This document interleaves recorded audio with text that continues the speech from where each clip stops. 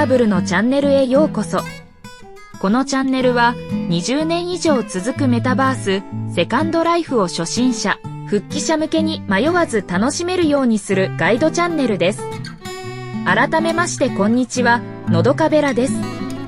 前回の動画では、セカンドライフ全盛期の事例についてまとめましたが好評だったため、今日は少しだけ時間を巻き戻してみます。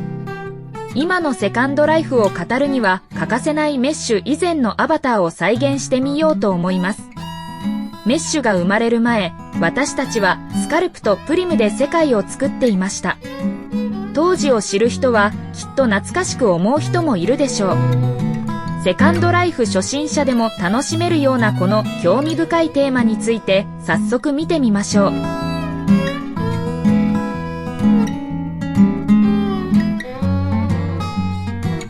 プリムやスカルプがメッシュに入れ替わった時代は約15年ほど前になります。現在、私が経営しているエミアブルというアパレルブランドも2014年に初めてメッシュコンテンツに特化したお店を立ち上げたことを覚えています。当時はまだスカルプとメッシュが混合していたそんな時代でした。また、現在のようにオールメッシュアバターには書き換わっておらずまだいびつで、不格好な不揃いな未完成な作品ではありましたが、当時セカンドライフにまた新たな風が吹いたのを感じ取ったことを覚えています。そんなメッシュに入れ替わる以前のスカルプが主流だった時の貴重なアバターを再現してみました。昔からこの世界に住むユーザー、または過去を知る復帰ユーザーなどは、きっとこの過去の私にも見覚えがあるかもしれません。私が長年愛してやまなかった当時流行っていたブランドや実際に身につけていたアイテムで過去の自分を忠実に再現してみました。それでは早速スカルプ全盛期の私を一緒に見てみましょう。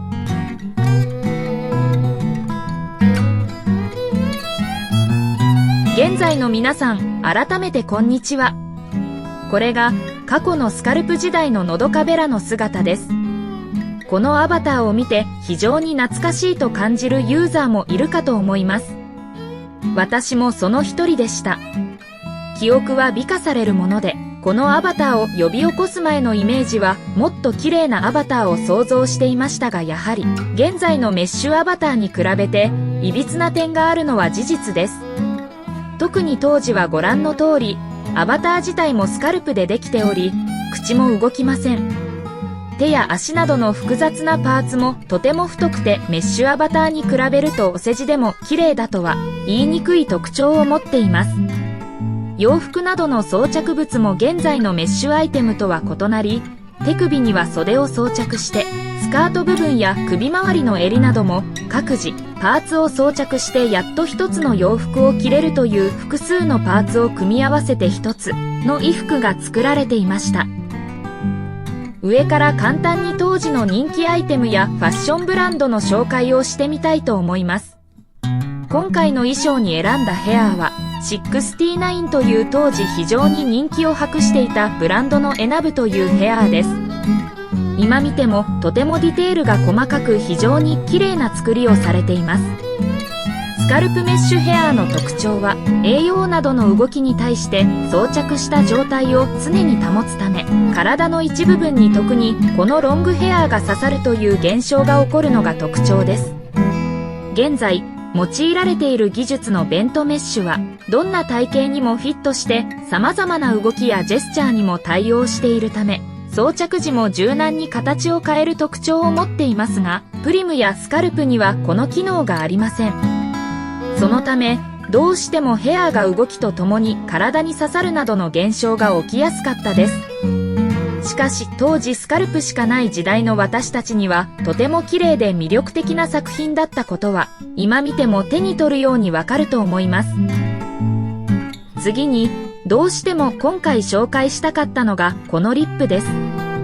これはつけリップというもので、体の一部をメッシュ化するというつける唇が当時流行りました。このメッシュリップはスカルプでできたアバターの一部にこの綺麗な作りのメッシュリップをつけることがスカルプでできたアバターを部分的に綺麗に見せる役割を当時していました。時代が進むにつれて、リップ以外にも手や足などの特に細かいディテールが必要なパーツも当時は部分的に売っており、スカルプアバターをカスタマイズするのに役立ちました。これらはメッシュでできているため、スカルプ時代のアイテムではありませんが、過去のセカンドライフを語るのに重要な役割をしている人気アイテムだったので、今回は実際に私が使っていた当時のもので再現してみました。当時も普段使いにこのスキンとメッシュリップを使っていたのですが、このスキンとリップはザ・シュガーガーデンというブランドで TSG と呼ばれており、主にリアルスキンよりもドールスキンのような可愛いアイテムに特化したブランドの商品です。当時の私はこの TSG というブランドが大好きだったため、新作が出るたびに必ずデモしに行く日々を懐かしく覚えています。過去のセカンドライフは現在のように無限のチョイスがあるわけではなく限られた世界でした。そのため、お気に入りのブランドの新作などの情報をいち早くゲットしてお店に足を運んでいたのは非常に楽しかった思い出の一つです。現在はリアルスキンを使ったリアルアバターに仕上げていますが、当時ファッションブランドを立ち上げたばかりの私はドールスキン、つまりこの可愛いアバターを好んで使っていた理由に、どんな洋服やヘアも着こなせるという特徴を持っていたために、このドールスキンを愛して日々お店のポップの顔として利用していたことを強く覚えています。このスキンがあったからこそ、現在もなお続くエミアブルというブランドが生まれた秘話の一つとして非常に役割を持った思い出のスキンであったのは事実です。本日着ている可愛いワンピースはシャンプーというブランドのアイテムになります。私の記憶が間違っていなければ、このシャンプーというブランドも日本のブランドで店内にはたくさんの日本人好みの可愛いアイテムが並んでいる当時人気のアパレルブランドの一つでした。スカルプ時代までは多くの日本人クリエイターが活動していたこの世界はたくさんの可愛いアイテムが多くあり非常に楽しかったのを覚えています。もちろん今でも活動している日本人クリエイターもいますが、その数は比べ物にならないほど多くのブランドがこの世界を魅力的により素敵な世界に変えていたこともセカンドライフの歴史を語るのに欠かせない秘話の一つです。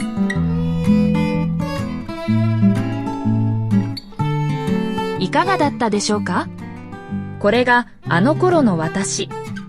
不器用でもとても愛おしい姿です。長く愛されているセカンドライフだからこそ語り継がれる歴史がたくさんあります。日々進化を遂げているこのセカンドライフという世界は、たくさんのユーザーの努力の上に成り立っていることがお分かりいただけたと思います。今回はちょっと風変わりな企画でしたが、メッシュ以前のアバターを再現してみたについてまとめてみました。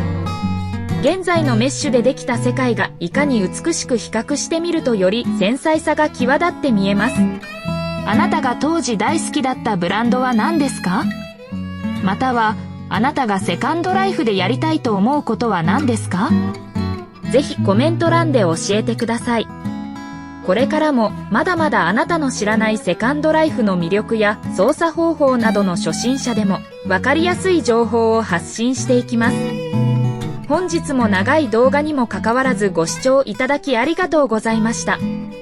この動画が少しでも役に立ったと思った方は、ぜひ良いねとチャンネル登録をよろしくお願いします。